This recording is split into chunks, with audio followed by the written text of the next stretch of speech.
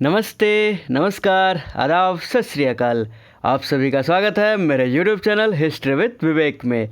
जैसा कि आप जानते हैं कि हम संपूर्ण प्राचीन भारत को MCQ फॉर्मेट में द इंड करने वाले हैं। तो प्राचीन भारतीय इतिहास के इससे पहले 3 वीडियो आ चुके, यानी कुल 45 प्रश्नों का पोस्टमार्टम हम कर चुके हैं। आज इसी कड़ी का चौथा वीडियो है, बहुत ही महत्वपूर्ण वीडियो है। अंत तक देखिएगा और जो लोग चैनल पे पहली बार आए हैं लाल बटन दबा के चैनल सब्सक्राइब करें और साथ ही में बेल आइकन दबाएं ताकि आपको इतिहास संबंधी वीडियो एकदम सरल से सरलतम भाषा में मिल सके। तो चलिए हम आज का वीडियो आरंभ करते हैं। आज का जो हमारा पहला प्रश्न है 46 नंबर प्रश्न कि निम्नलिखित किन राजवंशों ने द्विभाषीय अभिलेख जारी किए थे। ये हमारा आज का पहला प्रश्न है। मतलब ये जो नीचे वंशों के नाम दिए गए हैं, पल्लव, चोल, पांड्य या ऑल ऑफ दीज, मतलब ये पूछ रहा है कि इनमें से किन राजवंशों ने द्विभाषीय 2 भाषाओं में अभिलेख जारी किए थे। तो आपको बताऊँ, पल्लव, ये जो पहला विकल्प है पल्लव, इन्होंने 7th सेंचुरी AD के बाद तमिल, संस्कृत यानी ये दोनों भाषाओं में द्विभाषीय अभिलेख ये जारी किए थे। इनके तब से अभिलेख, द्विभाषीय अभिलेख प्राप्त होने लगते हैं कब? 7th सेंचुरी AD के बाद। उसके बाद फिर चोल और पांड्य, जो हमारे B और C विकल्प है, तो चोल व पांड्य राजाओं ने भी तमिल व संस्कृत भाषा में द्विभाषीय अभिलेख निर्गत किए थे। पल्लव किस में? तमिल व संस्कृत में पल्लव भी, और ये चोल व पांड्य भी तमिल व संस्कृत द्विभाषीय अभिलेख जारी किए थे। तो यहाँ पर पल्लव, चोल, पांड्य तीनों के तीनों राजवंशों ने द्विभाषीय अभिलेख जारी किए थे। अतः यहाँ पर हमारा जो विकल्प D हो जाएगा, सभी के सभी सही उत्तर हो जाएंगे। अब फिर हम बढ़ते हैं अगले प्रश्न की ओर, जो कि ये हमारा कह रहा है कि पहली से 4वीं शताब्दी तक प्राप्त अभिलेखों में सामान्यतः किन भाषाओं की प्राप्ति हुई है। यानी कि 1st से 4th सेंचुरी AD तक जो अभिलेख प्राप्त हुए हैं, इंस्क्रिप्शन प्राप्त हुए हैं, उसमें ये पूछ रहा है कि उनमें किन भाषा की प्राप्ति हुई, किस भाषा में ये लिखे हुए अभिलेख है ये 4वीं शताब्दी तक। तो आपको बताओ कि पहली से 4वीं शताब्दी तक के जो अभिलेख है ये मतलब कि सामान्यतः आपको प्राकृत और संस्कृत दोनों भाषाओं में प्राप्त हुए हैं। अशोक के अभिलेखों सहित प्राचीनतम ब्राह्मी अभिलेखों की भाषा प्राकृत है, जिसे मध्य इंडो आर्य भाषा भी कहा जाता है। पहली से 4वीं शताब्दियों के बीच अधिकांश अभिलेखों की भाषा संस्कृत व प्राकृत का मिश्रण है। प्रायः 3री शताब्दी के पश्चात उत्तर भारत के अभिलेखों के संदर्भ में संस्कृत ने प्राकृत का पूरी तरह से स्थान ले लिया। तो यहाँ पर जो हमारा 47 नंबर प्रश्न है उसका C विकल्प सही जवाब हो जाएगा। पहली से 4वीं शताब्दी तक प्राकृत व संस्कृत दोनों भाषाओं में अभिलेखों की प्राप्ति हुई है। अब अगला प्रश्न है कि अशोक के अभिलेख शहबाजगढ़ी व मानसेहरा संस्करण किस लिपि में निर्गत किए गए थे। यानी अशोक के जो अभिलेख है शहबाजगढ़ी व मानसेहरा संस्करण, ये किस लिपि में निर्गत किए गए थे? खरोष्टी, ब्राह्मी, दोनों या नन ऑफ दीज। तो ये शहबाजगढ़ी व मानसेहरा अभिलेख है, ये खरोष्टी लिपि में निर्गत किए गए हैं। और आपको बताओ कि कालांतर में खरोष्टी लिपि का उपयोग उत्तर भारत में इंडो ग्रीक, इंडो पार्थियन और कुषाण शासकों के काल में देखा जा सकता है। अब हमारा 49 नंबर प्रश्न कह रहा है कि प्राचीनतम ब्राह्मी लिपि को पूर्ण रूप से पढ़ने का काम जेम्स प्रिंसेप ने 1837 ईस्वी में किया। ये तो आप सभी जानते हैं कि 1837 ईस्वी में अशोक के अभिलेखों को, या उसके मतलब कि लिपि जो थी उसकी, ये ब्राह्मी लिपि तो इसको जो ब्राह्मी लिपि में लिखे हुए लेख अभिलेख थे, इनको पढ़ने का काम जेम्स प्रिंसेप ने 1837 ईस्वी में इसमें सफलता पा ली थी। 1837 ईस्वी में ये काम कर लिया था। पर प्रियदर्शी या प्रियमदर्शी जो उसके अभिलेखों पे लिखा रहता था, इस रहस्य को किसने सुलझाया कि ये किसका नाम है, प्रियदर्शी या प्रियदर्शी, किसके बारे में लिखा है? आप जानते हैं पीएम या प्रियमदर्शी या प्रियदर्शी अशोक को कहा गया, ये आप जानते हैं अभी। लेकिन उस समय ये बात नहीं पता थी। जेम्स प्रिंसेप ने ब्राह्मी लिपि के बारे में पता लगाया, पर यह बात नहीं पता लगा पाया कि ये किसके बारे में कहा गया है। तो ये जो पता लगाने का काम किया कि ये प्रियदर्शी जो प्रयुक्त हुआ है वो अशोक के लिए प्रयुक्त हुआ है। ये जो आपका विकल्प है ए, जॉर्ज टर्नआवर, ये इन्होंने इस बात का पता लगाया था। ये जो थे जॉर्ज टर्नआवर साहब, ये श्रीलंका सिविल सेवा में अधिकारी थे। इन्होंने पाली में लिखे ग्रंथ दीपवंश के आधार पर सम्राट अशोक के नाम को चिन्हित किया। अब हमारा 50वां नंबर जो प्रश्न है कि खरोष्टी लिपि को पढ़े जाने में किन विद्वानों सबका योगदान था। मतलब खरोष्टी लिपि जो पढ़ी गई, इनमें किन किन विद्वानों का योगदान था? Prinsep, Christian Lassen, Charles Masson, Norris या अल्बदीज। तो आपको बताओ कि खरोष्टी लिपि को पढ़ा जाना अपेक्षाकृत आसान था, क्योंकि इंडो ग्रीक शासकों के द्वारा ग्रीक तथा खरोष्टी द्विलिपिक सिक्के निर्गत हुए थे। तो ये जो खरोष्टी लिपि को पढ़े जाने में Prinsep, Christian Lassen, Charles mason और नेरिस, इन सभी का योगदान था। और ब्राह्मी की अपेक्षा खरोष्टी को पढ़ा जाना क्यों आसान था?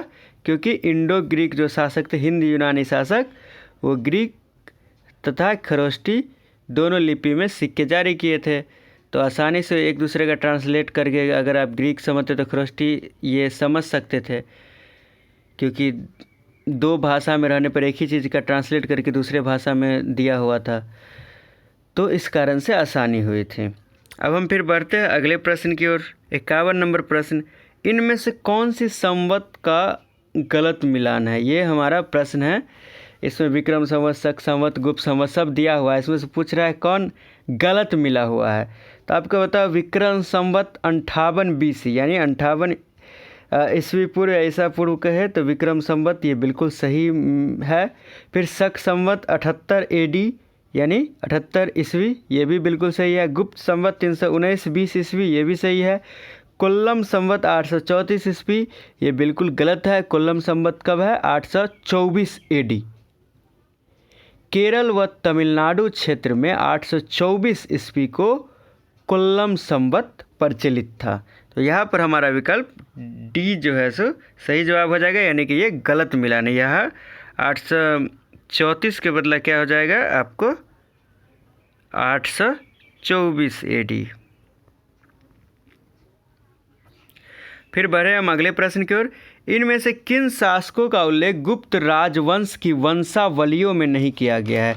ये हमारा 52 नंबर प्रश्न है कि इनमें से किन शासकों का उल्लेख, किन राजाओं का उल्लेख गुप्त राजवंश की वंशावली जो होते हैं, वंशावली जानते हैं ना, मतलब जैसे मौर्य वंश का हो गया तो वंशावली कैसे लिखाएगा? सबसे पहले लिखाएगा किसका नाम?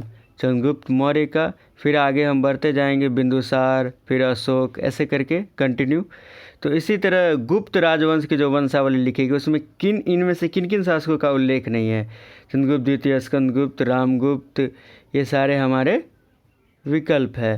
तो आपको बताओ, स्कंदगुप्त व रामगुप्त का उल्लेख गुप्त राजवंश की वंशावलियों में नहीं किया गया, क्योंकि बाद के शासकों से उनका सीधा उत्तराधिकार नहीं था। तो यह जो हमारे विकल्प डी हो जाएगा, बी और सी दोनों ये सही जवाब हो जाएगा। स्कंदगुप्त व रामगुप्त, इन दोनों का उल्लेख गुप्त राजवंश की वंशावलियों में नहीं किया गया है। अब हम 53 नंबर प्रश्न की ओर देखें तो वो यह कह रहा है कि इनमें से किस अभिलेख में सप्त शास्त्रीय रागों के स्वरों की व्याख्या मिलती है? सप्त शास्त्रीय रागों के स्वरों की व्याख्या, गिरनार, जोगीमारा, कुरु मियाँ मलाई अभिलेख या नन ऑफ दीज। तो आपको बताओ कि ये जो अभिलेख होते थे तो अभिलेखों से भाषा साहित्य के साथ साथ नृत्य, नाट्य तथा संगीत पर भी अच्छी अच्छी सूचनाएं मिल जाती है। जैसे कि 7th सेंचुरी के कुडुमियामलाई अभिलेख से सप्त शास्त्रीय रागों के स्वरों की व्याख्या मिलती है। तो हमारा जवाब सी सही हो जाएगा, कुडुमियामलाई अभिलेख।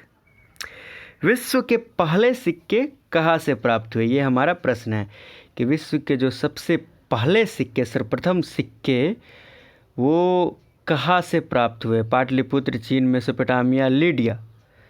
तो विश्व के पहले सिक्के 700 BC, 700 ईसा पूर्व में पश्चिम एशिया के लीडिया से प्राप्त हुए हैं, जो सोने व चांदी के नैसर्गिक मिश्रण इलेक्ट्रम से बने हैं। तो हमारा विकल्प डी सही जवाब हो गया। अगला प्रश्न है, भारतीय उपमहाद्वीप के प्राचीनतम सिक्के यानी आहत सिक्के सामान्यतः किस धातु से बने थे। आहत सिक्के तांबा, चांदी, सोना या सभी। तो भारतीय उपमहाद्वीप के प्राचीनतम सिक्के, ये जो आहत सिक्के हैं, ये कुछ इसमें से जो होते थे वो तांबा से बने होते, एकदम कम ताम्र से बने, पर मैक्सिमम जो होते थे वो चांदी के ही बने होते थे। समानतः ये आयताकार, कभी कभी वर्गाकार व गोलाकार होते थे। 32 ये मतलब 32 से ये 56 ग्रेन के होते थे, 32 से लेके 56 ग्रेन तक के। तो ये जो प्राचीनतम आहत सिक्के हैं ये चांदी के बने होते थे सामान्यतः। अब 56 नंबर प्रश्न, इनमें से किन शासकों के सिक्कों पर उनके किशोरावस्था से प्रौढ़ावस्था के विभिन्न रूपों को दर्शाया गया है। किशोरावस्था यानी वही 12-14 साल से 16 साल, ये सब होता है किशोरावस्था, 10-12 से 16। और फिर प्रौढ़ावस्था यानी कि वृद्धावस्था तक के सब रूप को दर्शाया गया है। बड़ा ही महत्वपूर्ण प्रश्न है। अशोक, मिनेंडर, स्ट्रेटो प्रथम, केवल बी और सी सही। तो आपको बताओ कि ये जो हमारा 56 नंबर प्रश्न है, इसमें मिनेंडर और स्ट्रेटो प्रथम, इन दोनों शासकों के सिक्कों पर उनके किशोरावस्था से प्रौढ़ावस्था के विभिन्न रूपों को दर्शाया गया है। इंडो ग्रीक शासक जो थे, ये इंडो ग्रीक शासक ही थे। तो इंडो ग्रीक शासकों ने द्विभाषी या द्विलिपि अभिलेख वाले सिक्कों को भी निर्गत किया था। इसमें दो भाषा कौन कौन था, ग्रीक और प्राकृत। अब हम फिर अगले प्रश्न की ओर बढ़े। एग्ताक्लिज द्वारा निर्गत बलराम व कृष्ण अंकित सिक्के अफगानिस्तान में किस स्थल से प्राप्त हुए हैं। अच्छा प्रश्न है, पूछता है बार बार। एग्ताक्लिज द्वारा निर्गत बलराम व कृष्ण अंकित सिक्के, मतलब ऐसे सिक्के जिसमें बलराम व कृष्ण अंकित है, ये अफगानिस्तान में किस स्थल से प्राप्त हुए हैं। मुंडीगार्ग, सुरतपुई, आई खुनम या काबुल।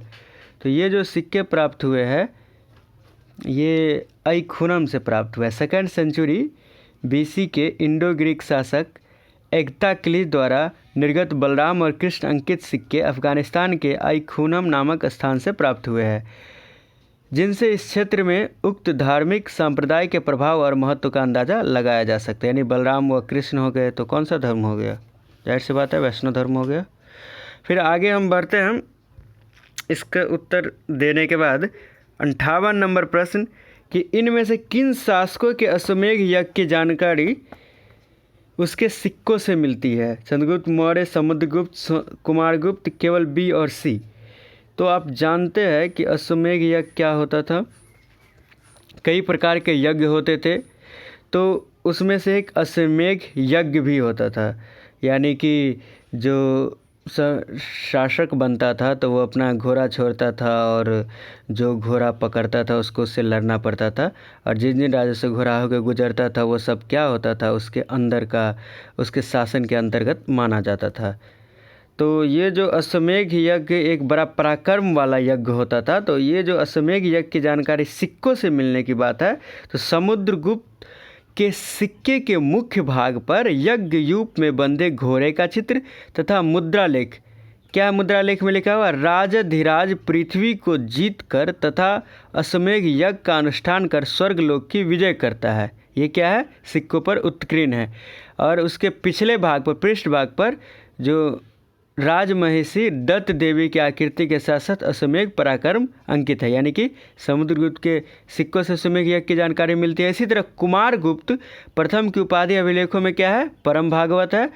उसने अश्वमेध यज्ञ करके उसने भी मतलब अश्वमेध यज्ञ करके अश्वमेध प्रकार के सिक्के चलाए थे। तो समुद्रगुप्त व कुमारगुप्त दोनों के अश्वमेध यज्ञ की जानकारी उनके सिक्कों से ही प्राप्त होती है। अब ये हमारा 59 नंबर प्रश्न है, पहली बार लिपि शब्द का प्रयोग किस रचना में हुआ है। ये पिछले वीडियो का पिछले पार्ट का होमवर्क था आप लोगों से, तो आप लोगों को इसका जवाब देना था। तो इसका जो सही जवाब है, पहली बार लिपि शब्द का प्रयोग, लिपि स्क्रिप्ट शब्द का प्रयोग किस रचना में हुआ, लिपि शब्द का प्रयोग, तो वो है पाणिनि की अष्टाध्यायी। ये जो पाणिनि की अष्टाध्यायी है, इसी में पहली बार लिपि शब्द का प्रयोग हुआ है। अब ये आज के लिए आपका प्रश्न है कि निम्न में से इनमें से किस स्थान पर प्राप्त कुछ सिक्कों पर पंच निगम लिखा है। ये आज का आपका प्रश्न है। ये आपको कमेंट बॉक्स में इसका जवाब लिखना है। इसका आप स्क्रीनशॉट ले सकते हैं और इसको भी फेसबुक या व्हाट्सएप ग्रुप में इसको शेयर कीजिए। इस सवाल को कहीं से भी आप मतलब जवाब ढूंढ के लाइए और कमेंट बॉक्स में लिखिए प्रश्न संख्या 60, इसके आगे ABCD जो आपको सही विकल्प लगता है वो आप इसमें लिखिए। तो इस तरह से हमारा ये पार्ट 4 जो था इसका ये समाप्त होता है और फिर हम आपसे जल्द ही मिलते हैं इसके अगले पार्ट में। हमारा यह वीडियो जो नेट JRF की तैयारी कर रहा है, IAS प्री की तैयारी कर रहा है या किसी भी राज्य के स्टेट एलिजिबिलिटी टेस्ट यानी कि सेट की तैयारी करे, SLET की, TGT, PGT, किसी भी इतिहास संबंधी किसी भी एग्ज़ाम की प्रिपरेशन कर रहे हैं, सबके लिए समान महत्व रखता है। बहुत ही महत्वपूर्ण प्रश्न होते हैं, गुड प्रश्न होते हैं, बेस पर आधारित प्रश्न होते हैं। नोट्स बनाइए और उसमें इसको ऐड कर लीजिए। जितना आप अपना नोट्स में ऐड करते जाएंगे, सीखते जाएंगे, उतने ज़्यादा आप बेहतर होते जाएंगे। और सबसे बड़ी बात है कि जो ये अभी आपदा की घड़ी है, इसको अवसर में बदलिए, खूब पढ़िए, घरों में रहिए, सुरक्षित रहिए। फिर मिलते हैं इसी वीडियो के अगले पार्ट में। इतिहास संबंधी अन्य वीडियो देखने के लिए हमारे चैनल के प्लेलिस्ट में जाइए, वहाँ आपको ढेरों ऐसे वीडियो मिल जाएंगे जो कि आपको इतिहास विषय के प्रति प्रेम को और दुगुना कर देंगे। तो इसी तरह आज का वीडियो समाप्त होता है। धन्यवाद।